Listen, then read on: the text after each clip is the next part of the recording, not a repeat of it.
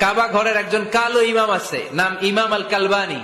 উনি লন্ডনে একটা ইন্টারভিউতে বলেছেন, আমার মায়ের বদ্দোয়া আমাকে কাবা ঘরের ইমাম বানিয়েছে। লন্ডনে একটা কনফারেন্সে উনি ইন্টারভিউ দিচ্ছিলেন। ওনাকে বলা হলো, কাবার সব ইমাম সাদা ইমাম, আপনি কালো মানুষ, কেমনি ইমাম হইলেন? উনি বললেন, আমার মায়ের বদ্দোয়া আজকে আমাকে কাবা ঘরের ইমাম বানিয়েছে। উনি বললেন, আমি ছোট্টবেলা অনেক বদের হাট দিছিলাম, আমার মতো দুষ্ট আমার এলাকায় কোনো ছেলে ছিল না। মানুষের গালাগালি, মারামারি, দুষ্টামি, ভাঙচুর, চেঁচামেচি, চিৎকার, বিশৃঙ্খলা আমার মতো কেউ বেশি করতে পারতো না।